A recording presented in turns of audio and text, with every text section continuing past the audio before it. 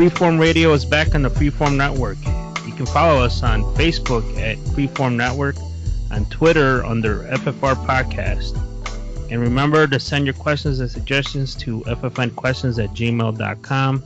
And don't forget to get your ears in check because you're going to get a whole load full of conversation. Again, this is Freeform Radio. And today we have our usual hosts. We have Daniel. Yes, sir. I'm over here in Melrose Park, Illinois, chilling. And we have Noel. Hey, what's going on, everybody? So we're back. It's another marvelous episode, and we want to fill your ears up. So I'm gonna toss this over to Noel. He's doing something new. I've only seen. I didn't even know what this sport had a name. It's what, if I could read this right, Noel. Frothing? It's frothing. Frothing. Frothing. Frothing. It sounds very German. Maybe it is. I haven't looked into the origins of this sport. The ancient Germans throwing frisbees. Now I have no idea where it came from, but it's something we've been doing the past couple weekends. My cousin Ismail is the one that got me into it. He's somewhat of a connoisseur for all these like unusual things. So we went over the weekend to this park that's nearby Elk Grove Village, and we met up with his friends who are, I would say, like more like pros at this game. Like they actually play. Yeah, well, I say pros because they compete. So it's, if you're like a competitor and you actually play for money, well, that's almost like a profession, I guess. It's a little bit of a stretch, but it works for me. You know, they know their shit. Yeah, we didn't play for money, hell no, but they do on their own time. They were just there to just kind of hang out and everything. We never met them before, and they work with Ismail, so we're like, oh, cool, get a chance to meet his work buddies. And then we played a couple rounds. I think about 2 rounds. We were gonna cut it short because of the UFC fight night that day, but we're like, fuck it, man. It was fun. Let's do another round. There's only 9 holes anyway. Normally we do 18, so it's like, all right, let's try a second game. And it was cool, man. If I can just explain it quickly, you got each hole is like a certain distance away, so that's like maybe 200 to 300 feet away, and it'll usually show you a sign to say like, all right, there's this bush in the way, these trees in the way, and then on the other side you'll see like a dot on the map thing that tells you where the basket will be. And if you look at the distance, yeah, usually you'll see the basket, aside of all these bushes and trees and shit. So the goal is to get one of your discs, which is called the driver. Those discs, they have like an aerodynamic built into it so that it curves the actual disc when you throw it up in the air. There's a certain way to throw as well. It's not just, you're not just tossing like a normal frisbee. You're almost using like the torque of your waist as the momentum and the driving force to release the disc out. And when you do this, it gets a lot more speed, acceleration, and it's just more controlled. So anyway, these guys, like I said, they're like pros. So they're doing like forearm throws, and it's ridiculous the stuff they were doing. But thankfully they showed us like a couple of the basics, so we were able to get a little bit better. I'd say we're still very much novice, but it's so much fun, dude. It's kind of addicting once you're out there in nature, because you don't just play like indoors or nothing. Mainly you're just you're gonna play around with like nature and stuff, like the woods or forest preserve. So are there other people playing, or is it just you guys there? No, depends on the park. Sometimes they'll be like a little bit, quieter. There's not that many people. But this weekend we actually did have a good amount of people there. Not necessarily playing with us, but like there'll be groups of people playing at different holes. So you do kind of have to go at a certain pace. Otherwise, you can just tell the people, that are catching up, they can go ahead of you and whatever, it's based on just the unwritten code, if you feel nice enough, like, hey, go ahead in front of me because we're going to take a while. Cool. Hey, so most sports have gears. A gear that you can get, like bowling has that glove to keep your wrist straight. Hmm. Golfers have the plaid clothes with the polos. What's the gear for this sport, or is there any that you're aware of? Well, I did notice with one of the guys that was there, his most friends, he had like a place marker that you would put down on the ground. So if I threw my disc and it landed in a certain area, I would go put my place marker down, pick up my disc, and that would be the spot from either me or whoever's on my team to throw from, right? And that was cool. I was like, I've never seen that. It's just like a smaller version of the big discs, you know? It's just a placeholder. And he had like a pack and everything with all the discs in there. And I haven't really looked into what accessories you can get. I'm sure there's gloves. I'm sure there's all sorts of things like visors and who knows what the fuck. But no, I'm not too sure what other stuff they have. All I know from your sport is the chain link baskets, and the people I seen it. Now that you described it, I seen it. People play at this local park where I live, and all the guys had ponytails. Yeah, the man bun. Yes. Yeah, no, it's funny you say that. One of his most friends did have the man bun going, but no, they're all cool people, man. Like they're laid back. They're probably, I don't want to say stoners, but they give off the vibe of being cool people like that. You know, like surfing stoner people. To just be chilling. Yeah, it's a chill game, dude. It's not. Although these guys get competitive, they were supposedly, as Mel told me afterwards, he's like that was like very chill compared to how he's seen them play. He's like, I've played with them before where it's more competitive and they get pissed off whenever they like miss something. Not at other people, but at their own. Like they critique themselves very hard. And I'm like, so damn. when they score, do they go, "Man, in your face, take that," and then they start, crotch chopping, or does it get that crazy? Nah, man, it's not that insane. At least not when I play them. I don't know how they are outside of that, but it's a kind of a, well, how should I say this? Like it's more of a polite sport. I mean, it depends who you're playing with, I guess, but It's in like general, cricket. no, not quite that. Like It's like a gentleman's sport.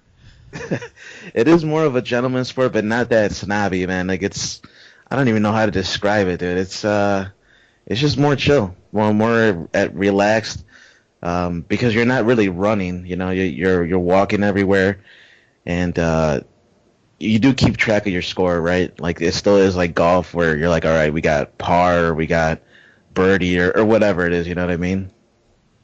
It's a very it's just people with a different skill set, and I think what you're telling me has a culture unto itself. And like I said, when I saw those people play, they were unique people, to say the least. And but you could tell they've been doing it for a while because they were hitting. They got really far, and then they were getting it in that metal basket, man. Yeah, if you dumping get it from, dumping Gatorade on their heads when they score, and they're like, "Yeah." Like Nah, they weren't doing that, man. They were like petting their dog, and then they were just smiling. yeah, no, that's what you get when you people watch, man. You get just a variety of different flavors and people out there, man. So unique people for sure. But no, his most friends were very cool, man. Very helpful. Showed us the way. They weren't like criticizing. They were very, because they've been at it for 3 years, I think. So this is like my third time ever playing in my life. So according to how we did, they said we were doing very well. And anyway, that was all just part of a long weekend. We actually went fishing before that, me and my cousin Rob. And yeah, dude, we keep catching them fish, man. Largemouth bass, 3.5. Caught that one in 10 minutes. So for that one, what bait are you using for a fish that big? That's the crazy thing, dude. Like Rob was shocked because normally he doesn't expect like a largemouth bass to go for my lure. That's what I used. It was a lure. It was a small one at that. It wasn't even a big lure, like a big hook or nothing.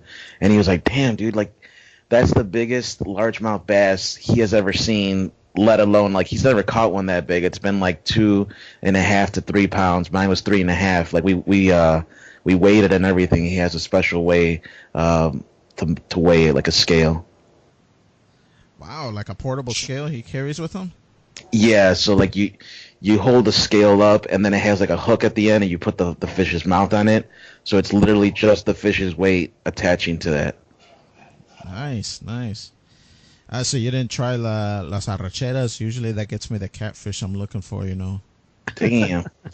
That's a good tactic. I'll have to look into that and trying that tactic out. Now, we just use a lure. Like, I use his fishing pole, right? Because I still haven't exactly, like, saved up to do all that yet. I'm eventually down the line. I'm going to do a bunch of shit, man. I'm going to start getting my fishing poles, get my FOID card, get my hunting license. There's this place, northern Illinois, Winnebago County by Rockford, where you can go hunting for elk. And I'm really looking into a lot of stuff. But for now, I just used his traditional pole with, like, a small lure that has, like a reddish tint to it, kind of a little bit of like a hairy, like feathers and stuff like that. And it's pretty cool, man. It's really fun. Ah, cool, man. So this is the first I'm hearing about the hunting part. What got you a little interested in doing some hunting? So I've been watching, like binge watching this show, Alaskan State Troopers, and it's kind of like Cops, but like on steroids. Like it's much cooler. It's every episode is like just drunk people and people hunting, and everybody's got guns, so the cops are always on high alert, and like there's just blizzards and storms. It's like every episode is just interesting, and so I've been watching it and having like a more of a respect for like hunting. Not to mention Joe Rogan. He's like one of my the people I look up to, that I kind of like take a lot from his messages and his lifestyle. And so yeah, that's kind of what's getting me into the hunting phase right now. Oh, sweet, man. I think that sport might be a little bit more expensive. You know, getting a shotgun might be a little bit more expensive, or a bow, or I'm not sure what you're planning to use, than getting a fishing pole. No, for sure. I mean, fishing poles are probably going to run you maybe like $50 to $100 at like the highest end, versus the gun will be like $1,000. But I mean, it's definitely baby steps. I'm gonna definitely get my fishing stuff down because I'm still learning so much, dude. It's a learning curve for sure when you fish.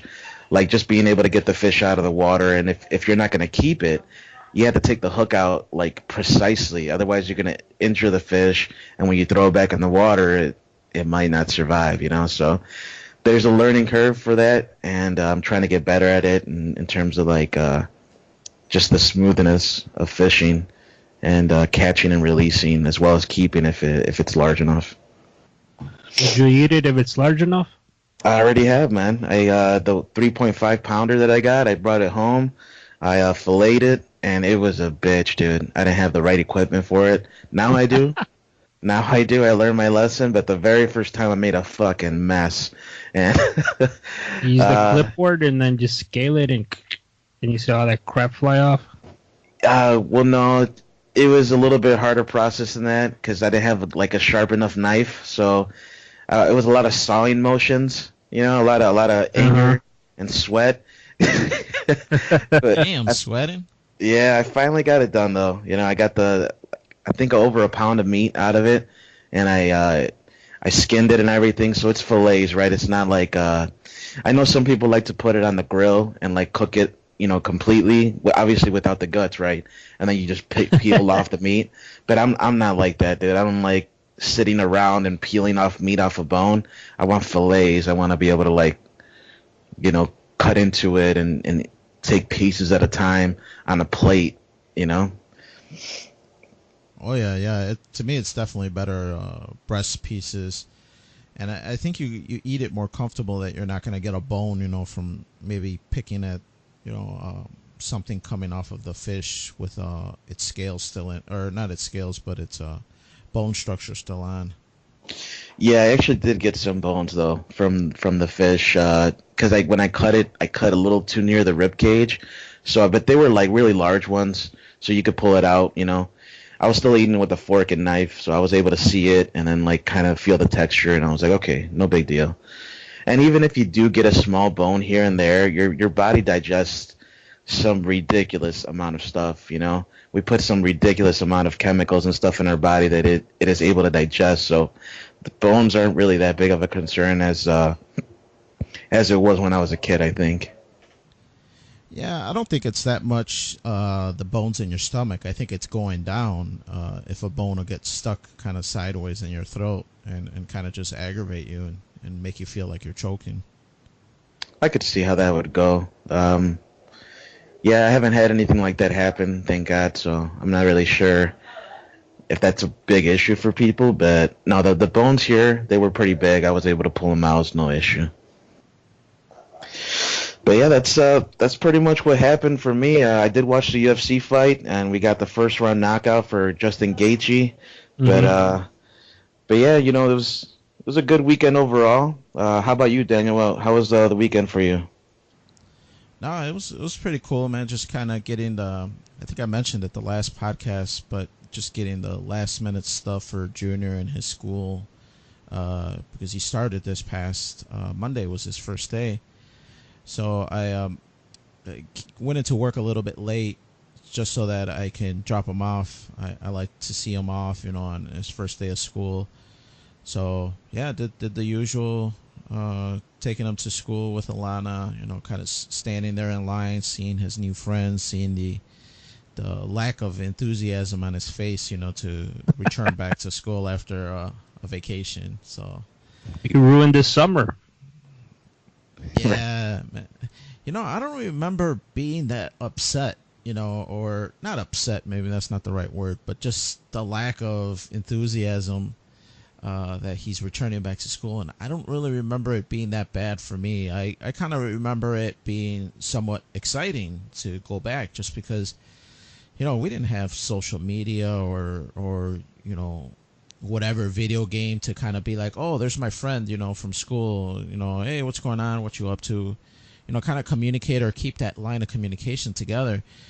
We didn't have that. So when I didn't see George from school when I got out in grade school, I didn't see him again until, you know, school started again. So when I saw him, I was excited. You know, it's exciting to go back, catch up with friends, see new kids. You know, to me, it was more of an exciting atmosphere, you know, to go back to school. Obviously, you weren't looking forward to the schoolwork, but to me, the socializing part of it was the part that got me excited to go back.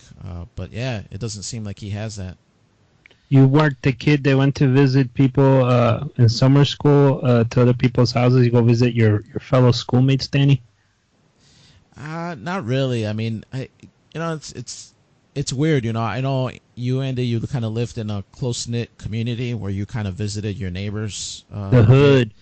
Yeah, but you know, for us, we would go visit, you know, some of the neighbor kids, but it wasn't like a frequent thing. Well, you were in the city at that time, right? Yeah. When I was in grade school, I was still living in the city. So I don't know if it was just like my dad's kind of MO of, hey, you got a house, you shouldn't be over at somebody else's house. So, you know, like that might be it. When you go over to some other kid's house, you know, my dad wouldn't really like that too much. He'd be like, you know, come on home. This is what we pay this house for, so you can have a place to live, a place to stay, a place to, you know, play with your brothers. You know, I don't want you out in the street with other kids that I don't know. So yeah, it was just different, but yeah, it was kind of you know, not disheartening, but kind of sad to see him so lack of enthusiasm. I hope he really finds something to engage him this year and kind of get him more excited about school. And I think he's talking about maybe joining the band because a couple of his cousins are in bands. So I think it's that music bug is kind of hitting him to maybe try it out. So hopefully after we sign him up, he gets a little more excited and a little more enthusiastic about maybe being in school again. Now, do you think that is your son not more inclined when school runs school starts to when school's starting? Does he get excited, or does Does he talk about it? Because I remember growing up, I used to get excited going back to school, like for the first day. Then after that, it sucked. Because the first day you really do anything. Is he like that, or he's just like, man, I don't want to go. Screw this. Yeah, he doesn't really want to go at all. He enjoyed his time off, playing Fortnite and whatever the goofy games, his Roblox and other things that he's into. So he wasn't too excited about going back to school, especially the homework. That's the part that he was dreading the most. He's like, man, I don't want to do homework. I don't want to be in any of this. I just want to be chilling, doing fun stuff. And maybe my pep talk didn't help him either, because I told him, I'm like, this year is going to be more serious. There's not going to be that much, color in this pumpkin. It's Thanksgiving. Let's do some coloring. So I told him it's going to be more serious, more math, more reading, book reports, stuff like that. So I don't know if I kind of bummed him out, and he was just like, oh, shit, man. There goes the good life. Now it's back to doing hard schoolwork instead of having fun with my friends.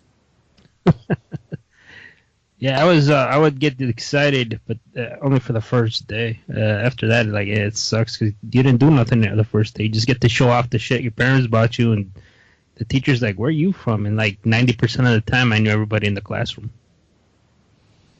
Yeah.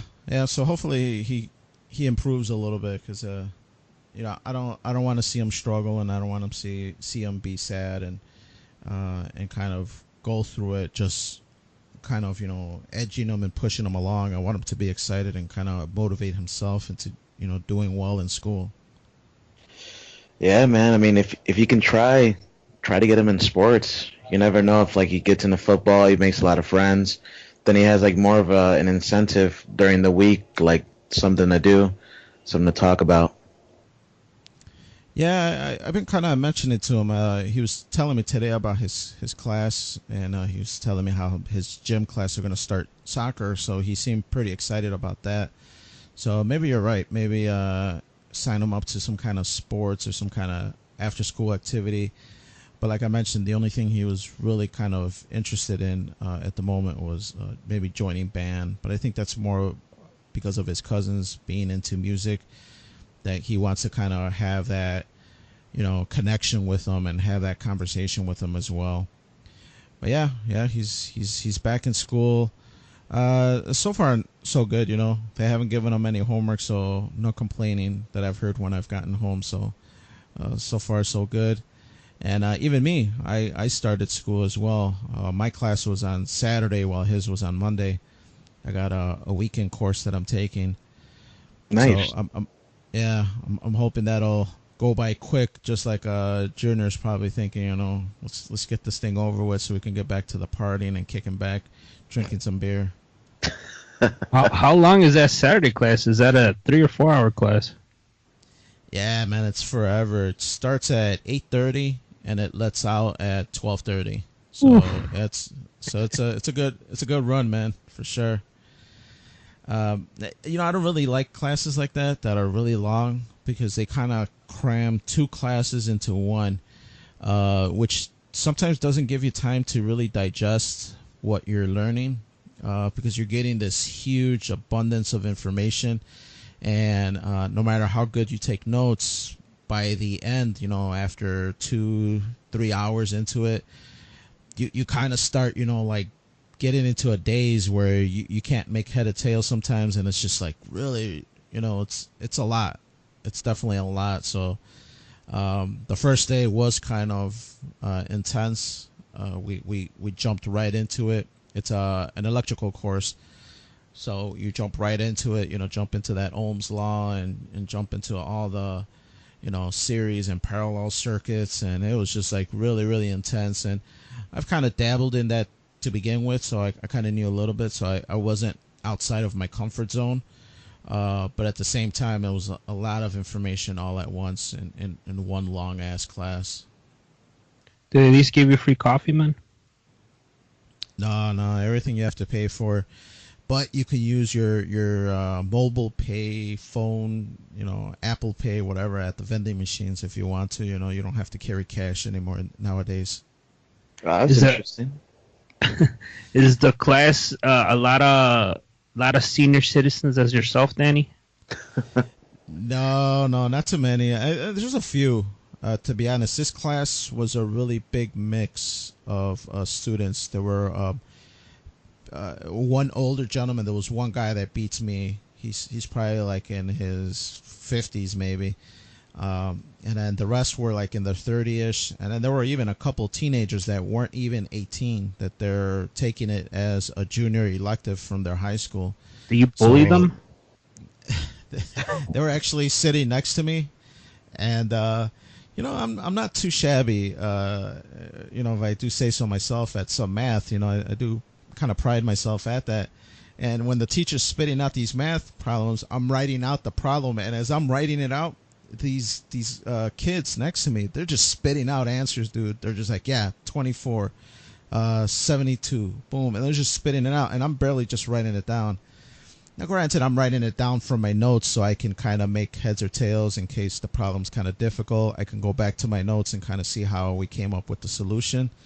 But these kids, they were just spitting out answers like left and right, and it did make me feel a little old, that it took me a little time, and my old arthritis hand had to write down all the questions before I could spit out an answer. So do you and the other senior citizen wait for him outside in the parking lot ready to fuck him up? You're like, hey, don't answer so quick next time, assholes. It's like Dazed and Confused. You got like a fucking paddle ready to go. Yeah. Yeah. It was pretty cool, the class, to be honest. I've taken other electrical courses, and sometimes the teacher really kind of skyrockets through it. He kind of just drills through all the stuff and just kind of finishes it really quick. And where this teacher seemed to go into a little more detail, and I actually had an opportunity to kind of learn a lot more stuff, things that other teachers has kind of covered, but not in great detail as this teacher did. I believe he's Polish. I forget his name now, but it's something Ski. Man, really, Danny, what's wrong with you? Well, his last name is something Ski. I don't remember. That's like 10% of the Chicago population. Yeah, no, I'm not crapping on him. I said he's a smart guy. I believe he's Polish. I didn't ask him his nationality, but he seemed really like he knew what he was talking about. Even when one of the students kind of threw out a question that had nothing to do with what we were studying. It was kind of like, oh, well, if it's in a series, and resistors do this, then what about if we go like this, and like that? And it was something totally different that I saw the teacher kind of stop. He composed himself, and I'm like, oh, shit, this guy doesn't know. All he knows is, this is the book, this is what I know. I'm regurgitating what the information is. But after like a minute of just kind of, taking his time and kind of looking into the problem, he spit out the answer, and he's just like this, like this, like this. And then the student was satisfied with his question. It was really cool to see, and kind of gave you a good feeling like, all right, this guy, he's going to take the time to kind of explain things, hopefully. And so hopefully the course will be really cool, and I'll get to come out of it, knowing a little bit more. Oh yeah, man. Hopefully, man. Yeah, that's the whole purpose of going to school. Learn some. For sure, man. Well, while I'm learning some stuff, Andy, I heard that you're doing some extracurricular activities too, man. That you joined the softball team at your work. I'm getting drilled and getting headaches, but maybe you're going to be getting other aches from your softball. So yeah, I got asked to. This is how quick things happen in the world of professional sports. Take notes, Noel. So we had our company picnic, and they brought out the softball. This guy at work brings out his softball stuff. I guess everybody. I didn't play because I didn't want to show off my skills, and apparently everybody got motivated. They're like, let's start a team. Granted, last year there was discussions of having joining this league that's by our job. I think they asked like a billion people, and everybody said, nah, man, I don't want to do that garbage. So this year we had our company picnic. They had the usual softball game, and somehow this year everybody's like, man, we're pretty fucking good. Let's start a team. So they started the team up, and I was asked yesterday, like, hey, man, we're going to start a softball team. You want in? And I'm like, man, I thought about it. Like, you know what? I think I will. You know, fuck it. I might be old, but I still fucking got it. So, Yeah. you know, right? Just You agree dusting with off me, those Dan? cleats. Shit, man, I'm going to teach these motherfuckers a thing or two, you know? You had to dust off your cup, or what are you planning to put in there, man? Man, I don't need none of that shit. I ride old school. I'm not even wearing a helmet. So, Jesus. so yeah, right. So I'm there and I'm talking to the guy who's starting it. He's like, yeah, man, you know, we could use it. We got like 10 guys, blah blah blah. So, like I said, I pontificated. Did I say that right? That's a nice word, man. right? Hell So yeah. I don't even know if I said it right, but anyways, I was there thinking about it, and I said, "Fuck it, let me do it." And so, granted, this was like a couple days ago.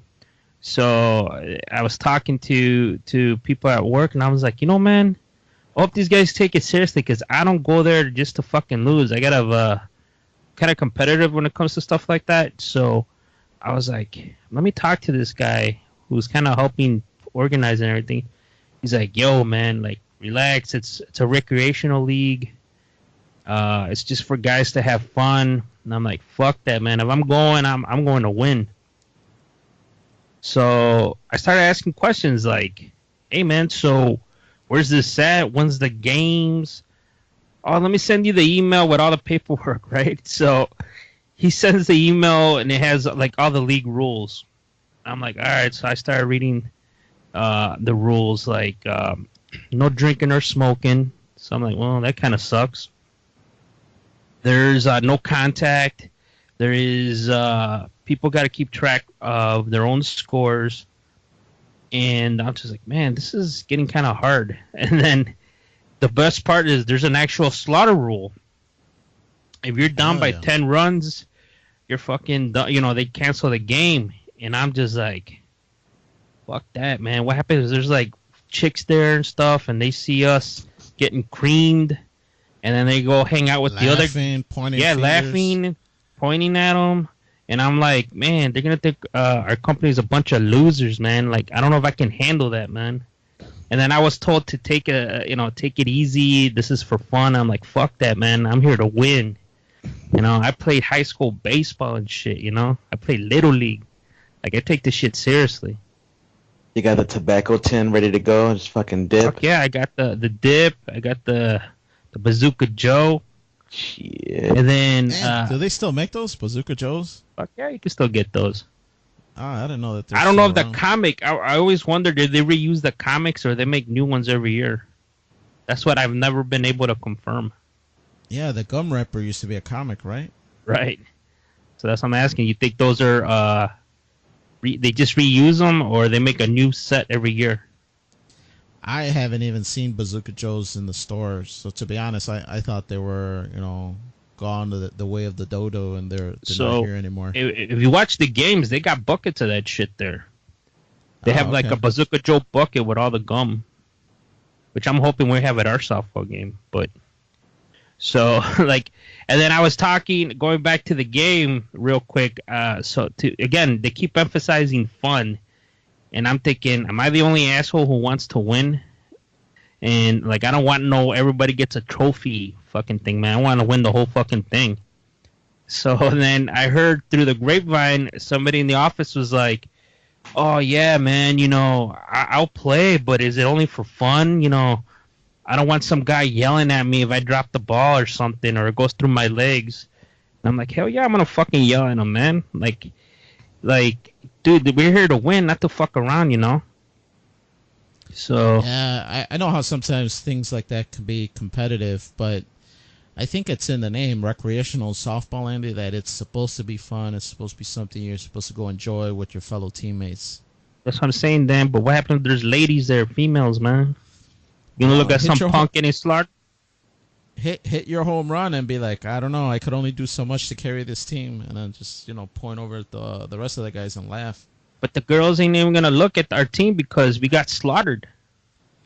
And they're gonna be like, man, forget them losers. And then there's some guys like, hey, let's go over here to this bar and have a good time and enjoy our company. Like, that could have been us, but man, I can only do so much. Yeah, I hear you, Andy. I hear you. Dude, you Right. never know. You could hit a fucking home run, and even if your team loses, you at least will look good. You know, you'll I stand know. out amongst the losers. There's no I on team, but there's me, man. The fuck. There is you, dude. There you go. So I'm trying to like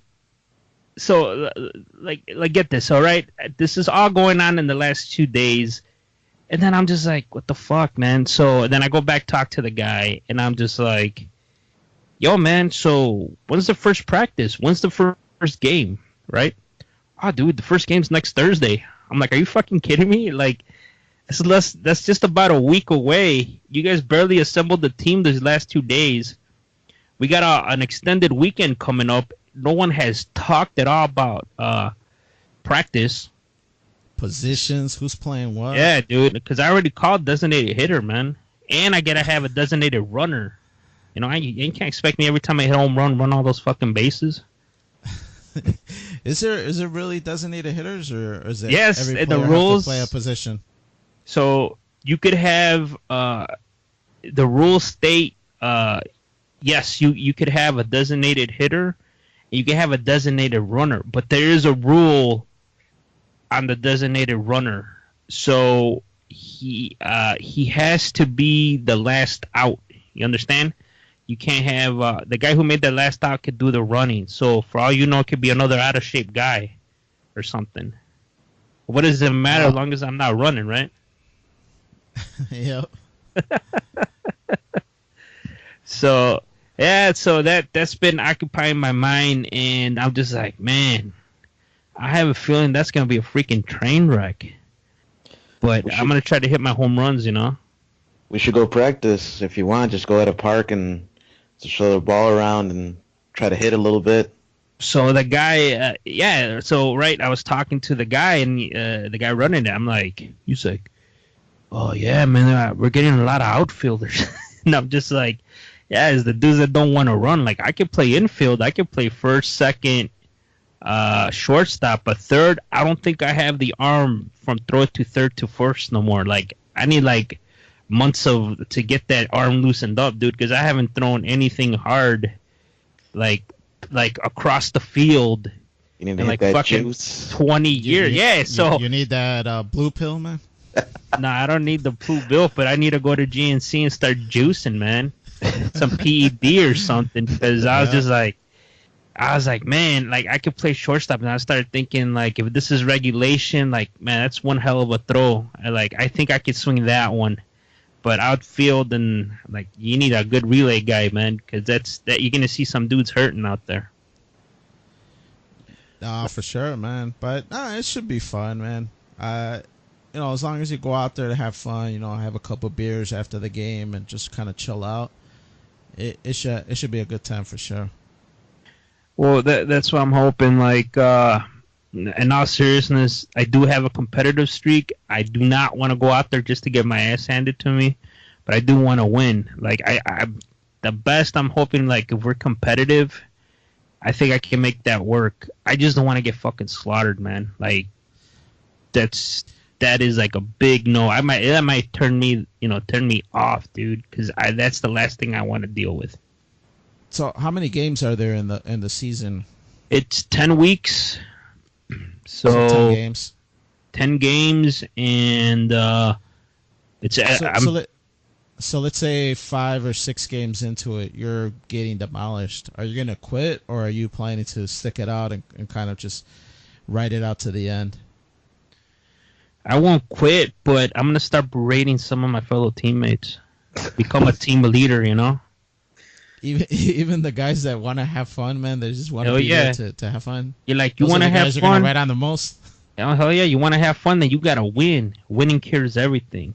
You hire some hecklers to come out and like berate them. It's like, you fucking suck, rookie. God damn, I'll be like, Dad, get the fuck down and grab that ball. At least kick the fucker. Don't let it past you. I got something. Yeah, pretty much, dude. I'm not, dude. You know, everybody, like, I'm not making this shit up, man. Like, when it comes to shit like that, I get really, really competitive when it comes to team sports because, like, I grew up playing sports. Like, I played a lot of baseball. I played some baseball in high school. I played Little League. I played, some basketball. And, like, I took that shit seriously. When we lost, it fucking pissed me the fuck off.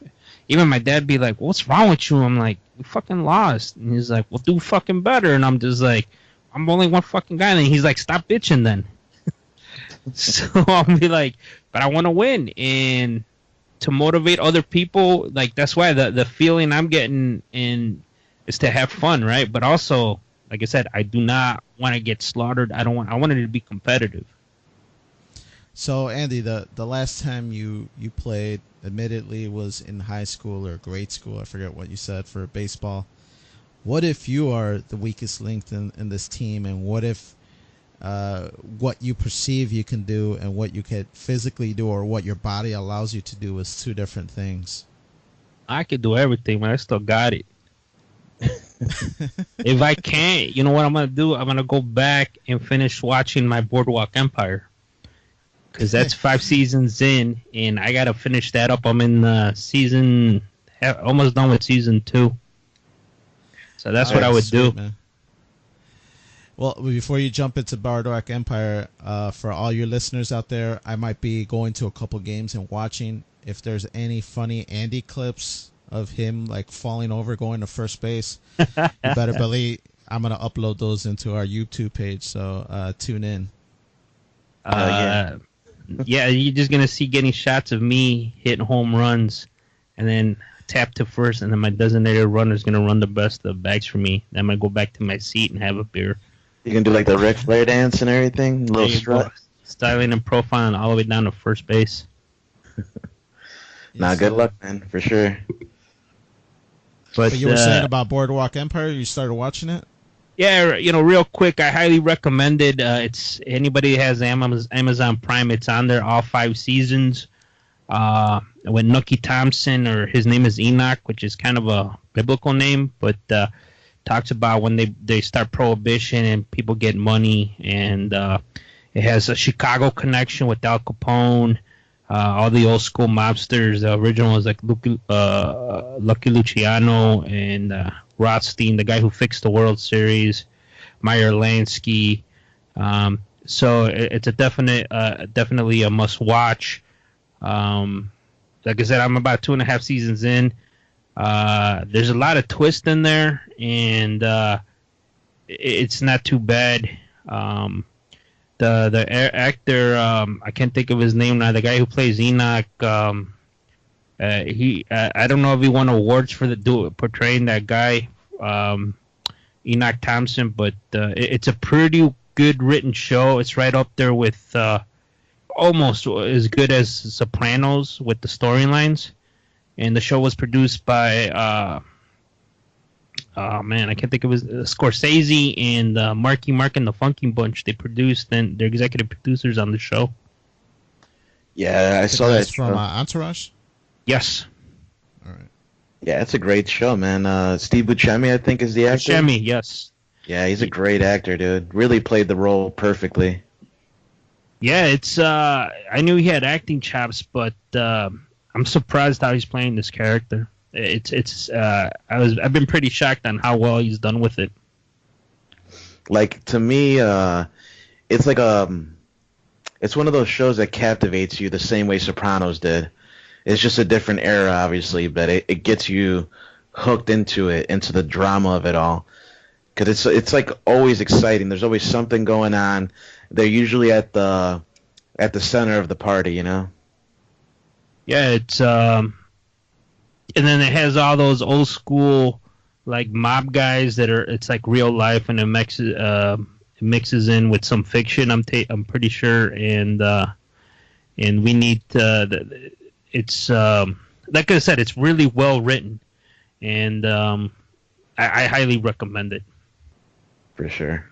So another speaking of well written, we have a couple articles that we want to discuss with all our listeners out there and you two guys. One of the articles for the week is Danny, you being a parent, and I want to hear your take, Noel, on when you become a parent, because I know I'm going to have a different take. What would you do? One of the articles is 6-year-old spends $350 on toys using her mom's Amazon account.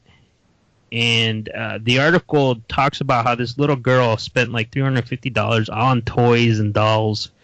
And someone, I guess her cousin was there when this delivery was coming in. It's like stacks and stacks of boxes, and pretty much it's taller than her. It's like a 6 foot tall box, or they stack up the boxes about 6 feet tall. The girl who ordered all this stuff is a 6-year-old girl, and the mom, instead of being upset, needless to say, she was upset, but she is what she decided to do is she decided to donate all the toys to a children's hospital, as paying it forward. And I don't know if I would have had that reaction if my kid spent $350 and she let her keep one toy. Now, Danny, that you being a parent, would you do this, or would you like take it out on the kid? What would you do? How would you handle that? Or I'm pretty sure you wouldn't donate all the toys, or $350 worth of product. I mean, good for them. That's the way that mom decided to handle it. Kind of, tell the girl that it was wrong for her to do that, but some good's gonna come out of it. I probably wouldn't do that. I would probably actually return everything back to Amazon. Amazon has a really good return policy, and just return everything back and give my son a good scolding. Let him know about how he really messed up, and now my bank account got hurt, so he's gonna get hurt. But no, I'll tell you what, man, if it happened to my dad and I did that to him, it would be totally different. I don't think my dad would be talking to me too much. I think he'd do more in line with what I was saying. He would definitely give me a good spanking, and beat the correctness out of me to make sure that I never touched Amazon ever again without having nightmares and being scarred. Make you feel the leather, right? Yeah, for sure. But actually, I think I mentioned it a while ago on the podcast, but Junior actually did something like this with us.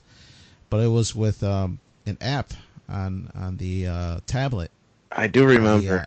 The Apple tablet. He spent like $100 and something. It was like some ridiculous amount. Usually these apps cost $1. Maybe you buy a little bundle for $5, but it's something relatively inexpensive. So when I saw the $100 and something plus charge on my Apple account, I was just like, what the hell's going on? And then I checked into it more.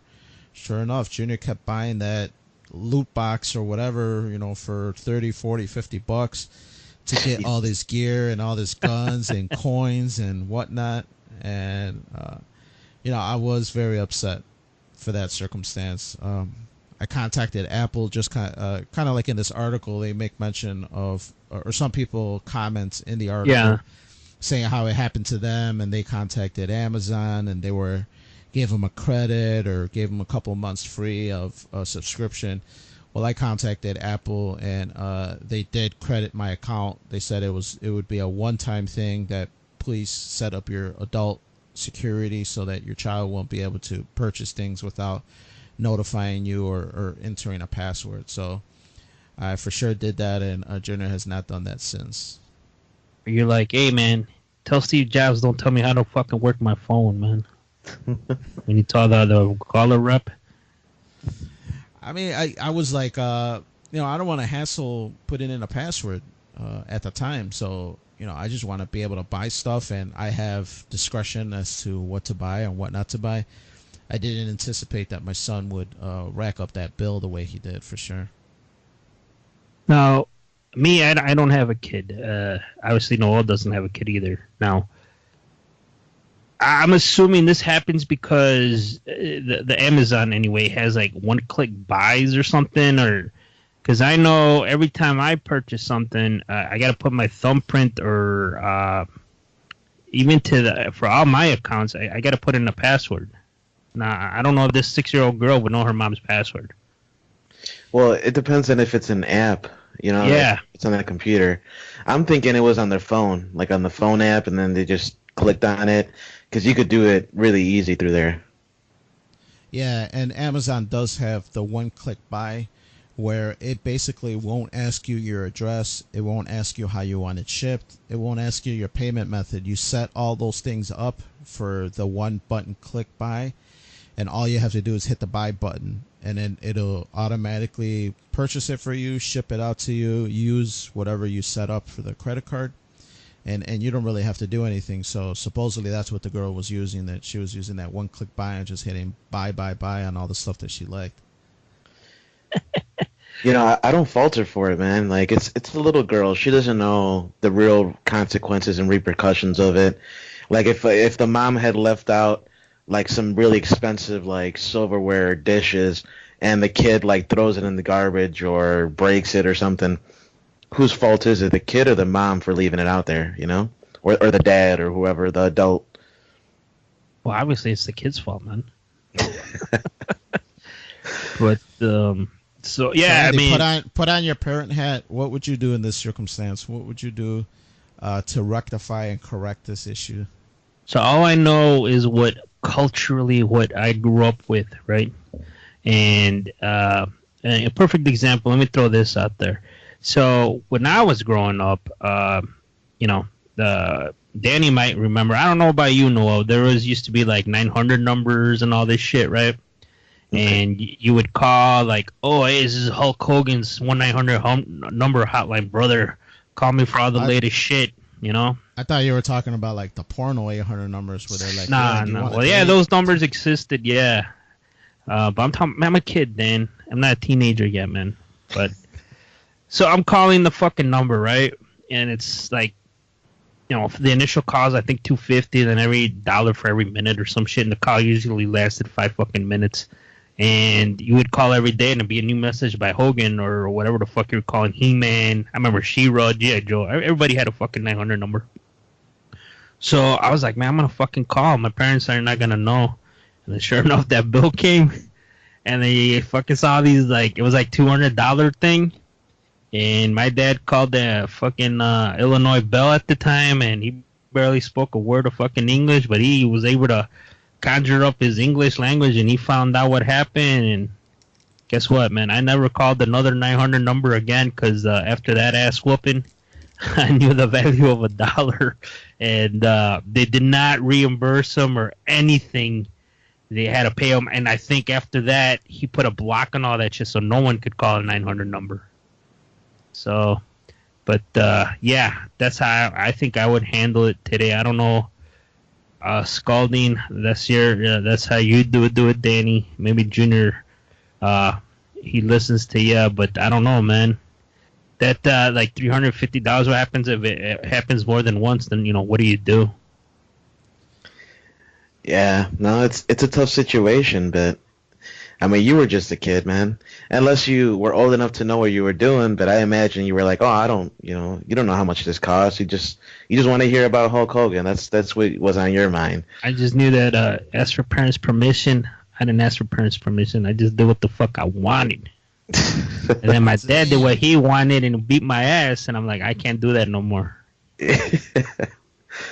Well, maybe Bill Gates is right, man. Kids shouldn't get all this technology until they're older and able to like understand the responsibility of it. Yeah, Yeah, man, it's you definitely got to be responsible, man. The same way that these guys in Paris are being responsible and peeing into a urinal instead of peeing on the floor. Now that's responsibility, Andy. That's taking care of business and making sure that you do it in a decent way in a public urinal. And guys, that's our next article here that we got for today. Paris residents are kind of pissed off that there are public eco-friendly urinals posted throughout Paris. Right now, I think if I remember right, they have 4 and they're planning their 5th location. And they've been posting them usually like in trouble areas where people tend to pee outside for whatever reason.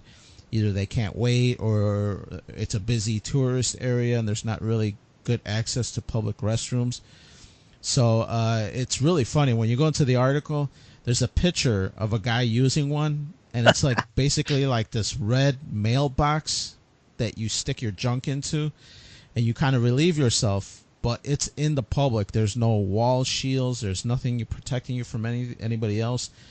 Basically, there's just this box and God staring at you, and that's it, man. And you're just doing your business. So, what do you guys thought? You know, when I ran across this article, I thought it was funny.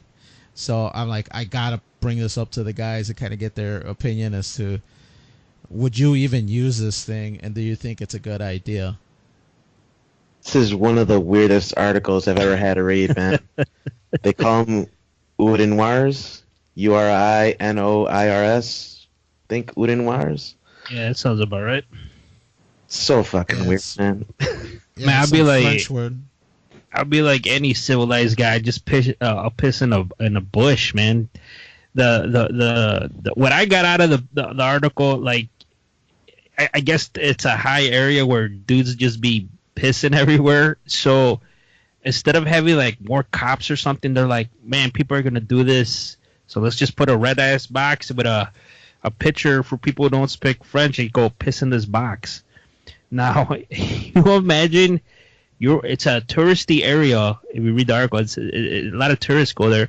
You're walking by there, and you see just a guy pissing in this red box, and then who's the rude person? The guy taking the piss, or the people walking by that make eye contact with this guy?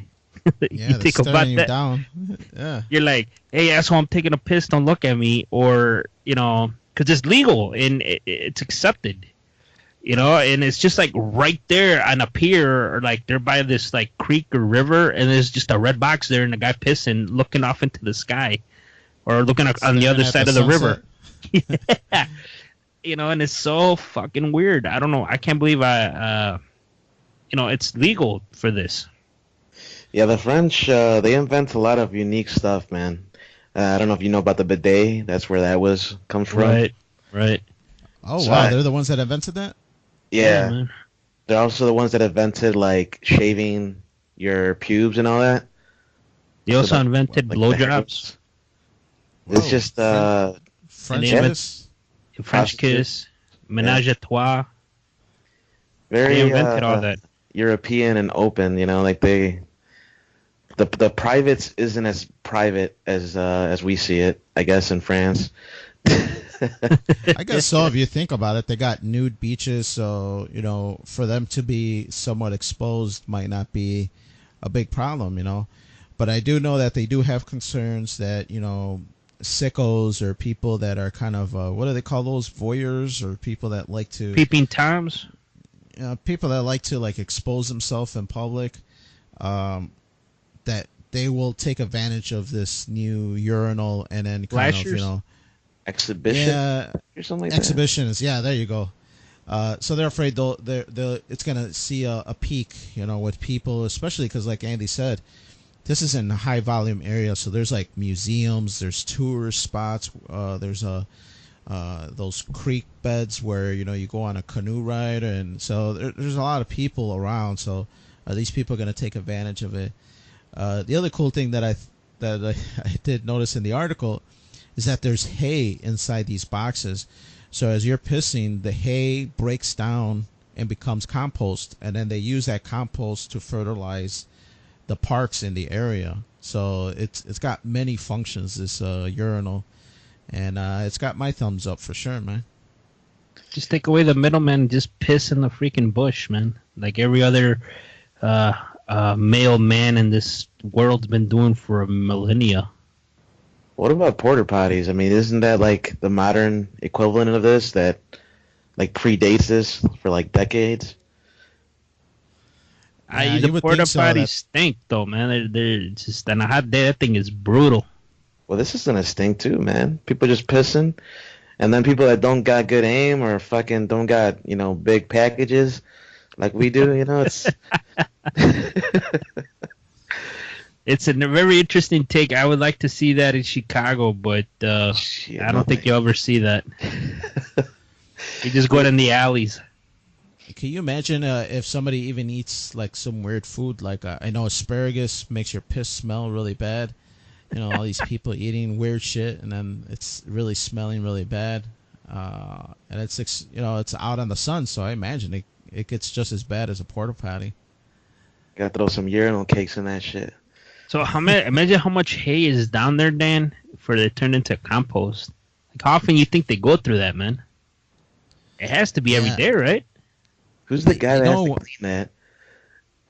Yeah, I know, for reals. But I know when I do my yard work and I cut my grass, I usually collect like the front yard. And if I leave that out an extra week, because they collect yard clippings every week, but if I forget to take it out for some reason and I leave it for the next week, it starts breaking down and it starts smelling pretty bad and giving off a really nasty odor. So I don't know how quick, the hay or whatever it is that's inside there breaks down, but man, it's gotta break down I imagine just as quick as grass. Yeah, I can't wait to say when you gotta go drop a deuce what they're gonna come up with, unless they're gonna put a portage in. But they're an eyesore, Yeah, for real. I imagine. Do you think women are complaining that how come they don't have something to piss, easily, and it's kind of sexist that it's just for men? Yeah, if you read some of the comments, if I remember, was it this? Yeah, on the bottom there's comments and people were saying like, what are women supposed to do? Are they pigs, or men's are pigs and they can't hold them? So. Yeah, there was actually a comment at the bottom. A lady, part of like an organization for feminists, she complained about it and said like, well, do we all have to adapt to the men that can't hold their piss in? Yes. Damn right. And she's got, I guess, a kind of a point, but we'll have to continue that another time. That's all the time we have for today, everybody. I do want to thank you all for listening. And, of course, you already know you can follow us at Freeform Network on Facebook and Twitter at Freeform Network. You can send in any questions, any suggestions to us at ffnquestions@gmail.com. We do have a webpage up, freeformnetwork.podbean.com. Take a look there. You'll see our links for Stitcher, iTunes, Podbean, all that good stuff. Subscribe. We love any subscriptions, and please hit that like button if you really enjoyed this episode. For Freeform Radio, this is Noel, and we have Daniel. Yes, sir. Signing off. And just a reminder, hit up that YouTube, man. These episodes are posting up on YouTube now, so definitely give a listen or give a view, and hit that subscribe and like button as well. Most definitely. And Andy. All right, everybody have a good week, because I'm going to go look for a public eco-friendly urinal once we're out of here. Well, good luck on that mission. And again, everybody, thank you all for listening. See you next week.